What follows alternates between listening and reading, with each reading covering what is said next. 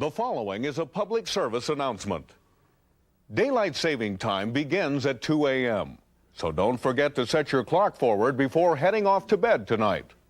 This change in time means that if you normally arrive for work at 8:30 on Monday, you'd actually be getting there at 7:30. Unless you forgot to change your clock and show up an hour late thinking it's 8:30 when it's actually 9:30. In which case your boss would probably be waiting for you at your desk cubicle at 9:30, wanting you to come and see him in his office at 9:31. But if you still forgot that the time had changed, you'd probably show up for that 9:31 meeting at 10:31. That means that you'll think that the boss is reaming you from 10:31 to 10:37 for arriving at work at 9:30 instead of 8:30, when he'll actually be reaming you from 11:31 to 11:37. And when you tell him where to shove his clock at 10:38, it'll actually be 11:38, just 1 minute before he fires your ass at 11:39. So remember to set your clocks ahead tonight.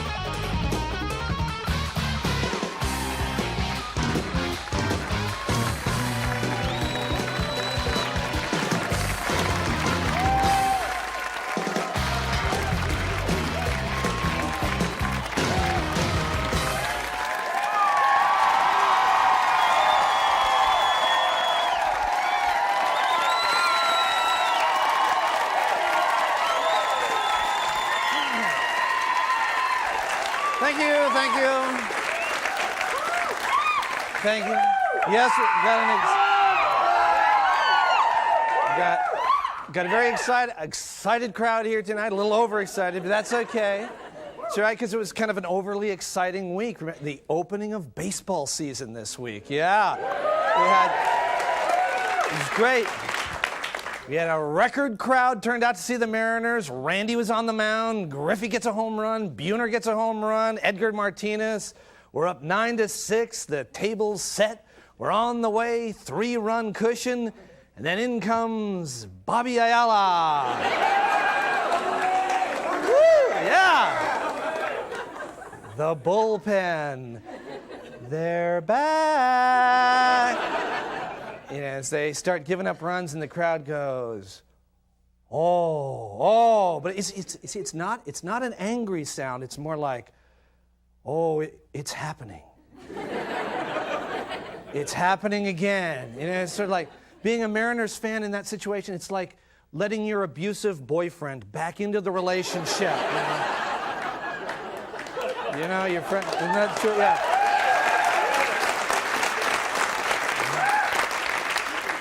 You know, your friends come over. They say, "Is he going to the meetings?" And no, but he's changed. He says he's changed. He says he's going to work it out this time. Bobby Ayala. The crowd goes, oh. But yeah, you can't help but feel sorry for the guy. Imagine if people treated you like that in your job. You know, I'll be your waiter tonight. My name is Bobby Ayala. Oh. Thank you for choosing United. This is Captain Bobby Ayala.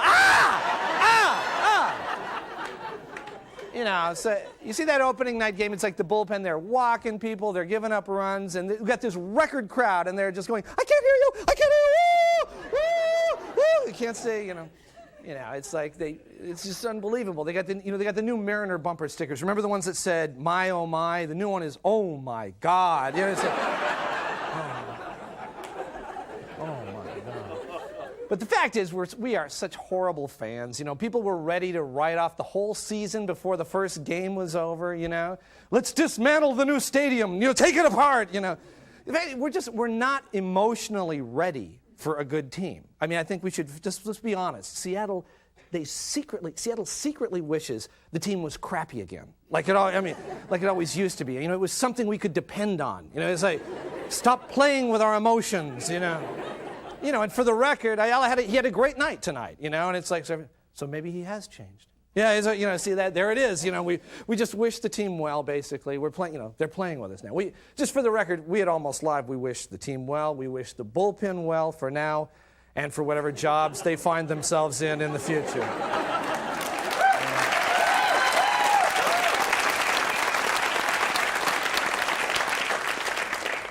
New jobs for notable people. That's the service provided by Almost Live's newest sponsor. Hey, everybody, remember me? David Lee Roth, Diamond Dave, lead singer in Van Halen. Ever wonder what happened to me and all the other cool rock and rollers from those 80s videos? Huh? Well, you'll find most of us working at the 80s rock star temp agency. Here at the 80s Rockstar Temp Agency, we're retraining yesterday's rock star to be today's temporary employee. Here's your mail, Mr. Roth. Oh, great, thank you.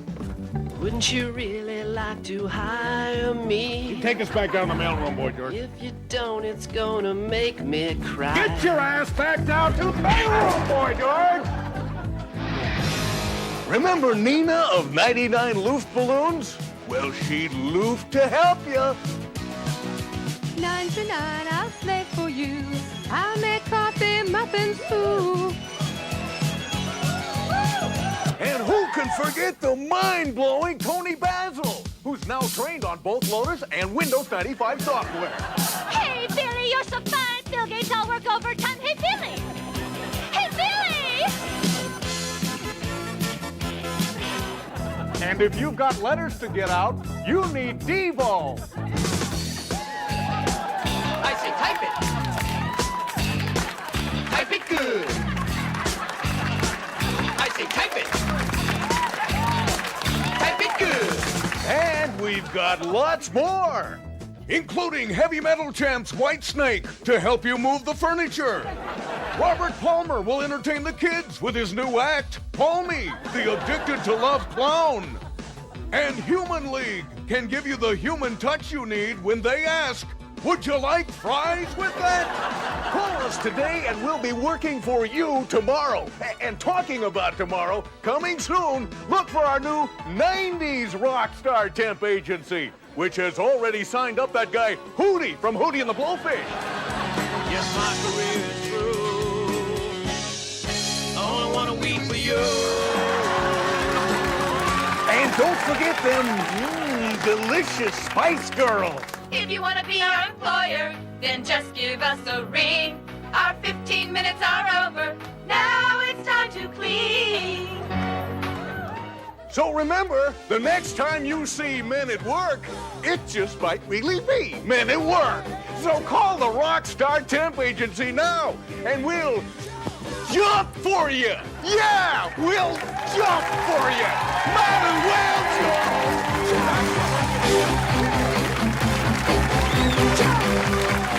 All right, stay with us. We've got a great show, and we're coming right back.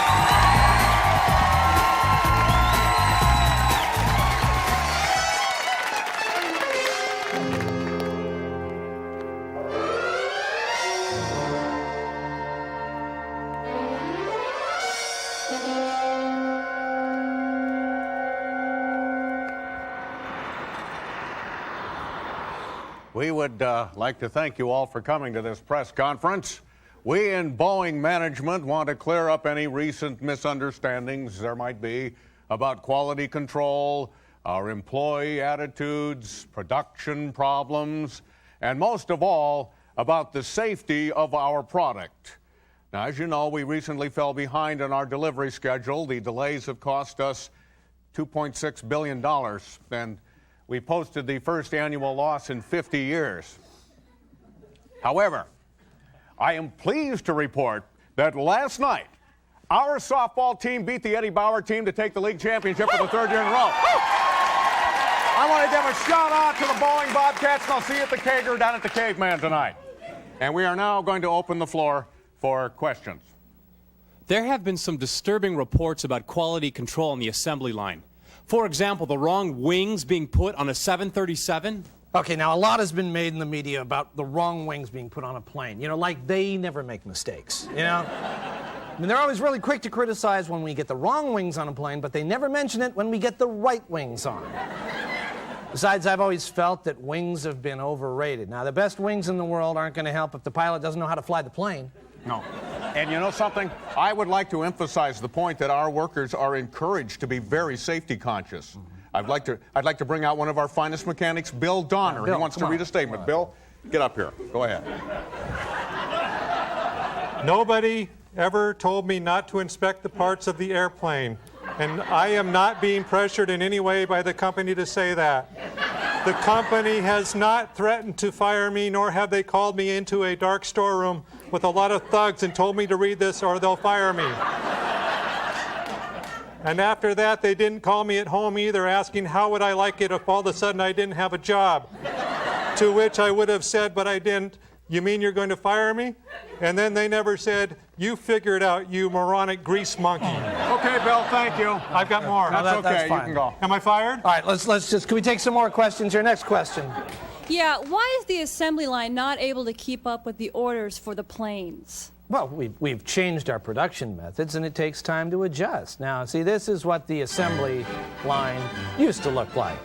That's in the old days, and this is what it looks like now. As you can see, we're a leaner, more efficient company. I would like to get back to the wings. Is it true that you put laminated whale flippers on a 737 in place of wings? No, that is a mean-spirited exaggeration. It was the right wing. Someone just put them on wrong. You know, there's a lot of new people from McDonnell Douglas, and they get confused. I'm from McDonnell Douglas. Well, I didn't mean... What did you mean? All right, I did it. I put the wings on wrong. I was angry about not getting my bonus. I just thought it would be funny. Do you still think it's funny? Yes. I mean, just look at it. Now look at it. Now you just tell me that's not funny. You just tell me. It's supposed to be funny. You cannot tell me that isn't it's funny. He'll be okay. He's all right. Like he said, it was all just a joke, and it's since been corrected. But Boeing has never put the wrong wings on an airplane. What about the picture in the paper of the 747 with the 5-foot-long wings?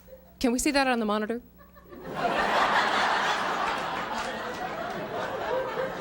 That was an experimental plane. We called that the 747 stubby wing. Mm-hmm. And did that ever fly? Yes. Yes? I mean, no. That's right. It didn't fly. But it wasn't just the wings. Wasn't there something else missing? Gee, I'm gonna say no. Uh-huh. How about the engines? Oh, yeah, those. Well, that's easy to explain. That was a glider, see? The 747 stubby wing glider. And did it glide? Yes. I mean, no. Not too well, anyway. It just kind of taxied around the airport. But we caught that right away. Do you have a plan to get things back on track? It all comes down to the right man for the right job. We have got the ball rolling now, and I am pleased to announce we've just made a great addition to the Boeing team. Somebody who's going to step up and finish the job. Our new head of production, Bobby Ayala.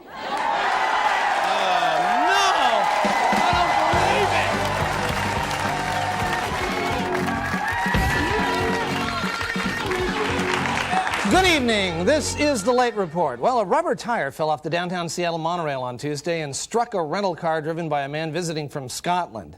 The good news, the man was able to redeem the tire at Les Schwab for free beef.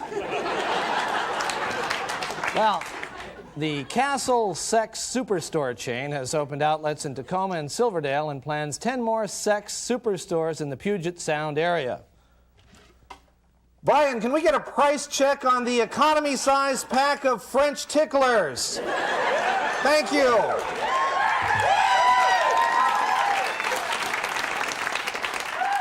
The Seattle City Council is considering adding public toilets to the new bus shelters downtown. Council members say it's not so much for convenience as it is to get riders used to that smell before they get on the bus.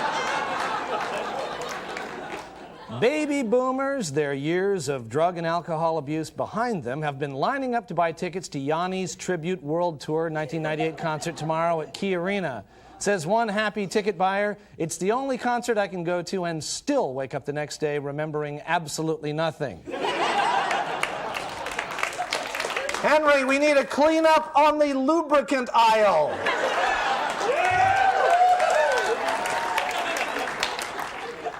Darrell Irvin, president of the Seattle Seahawks Alumni Association, was charged with assault and resisting arrest at a bar in Chelan. Even with the arrest, Irvin still won this month's Most Well-Behaved Seahawk Award. Well, a federal grand jury indicted 6 Washington state men for trafficking in illegally harvested gooey duck clams. It's just like I predicted. When gooey ducks are outlawed, only outlaws will have gooey ducks. Attention, Castle Superstore shoppers. We have a special on gooey ducks. Aisle 5.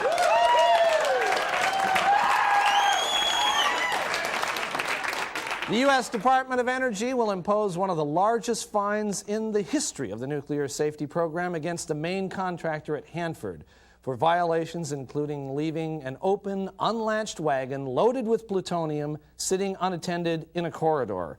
Energy officials say what really made it bad was the hand-lettered sign saying, "Free plutonium." And now, with a commentary, is our own Pat Cashman. Pat? John, thank you.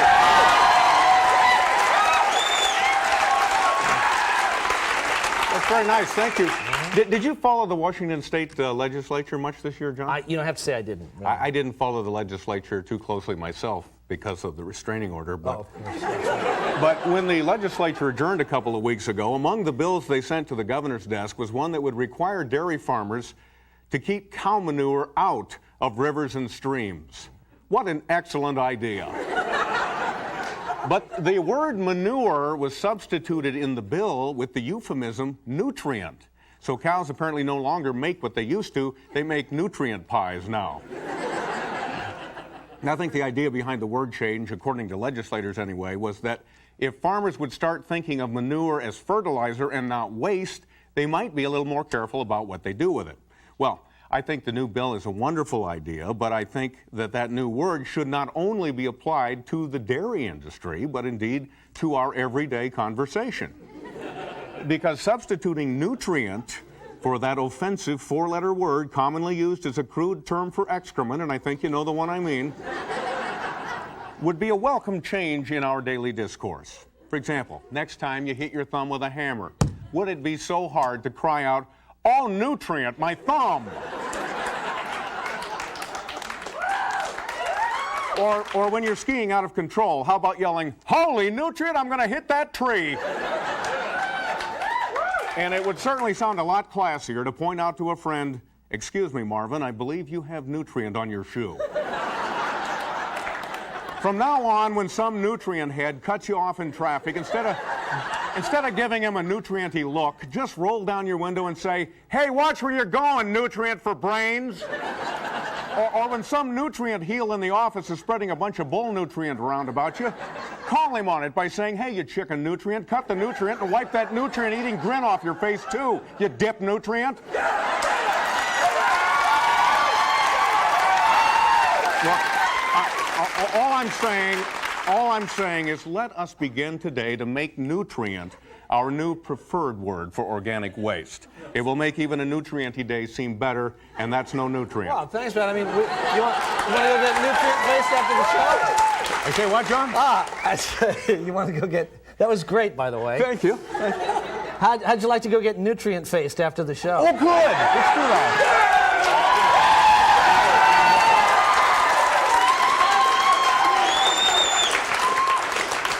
Jeez. That was a pretty nutrient-y segue, wasn't it? Yeah. Anyway, Finally, some rare ceramic sculptures created by the great 20th century artist Pablo Picasso are going to be exhibited in September at the Art Museum in Tacoma. The exhibit fulfills Picasso's deathbed wish of someday having his art on display in Tacoma.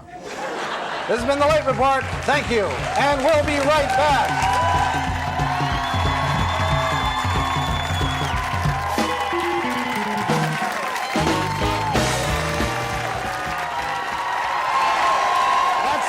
Don't forget to set your clocks ahead, and we'll see you next week. Bye-bye.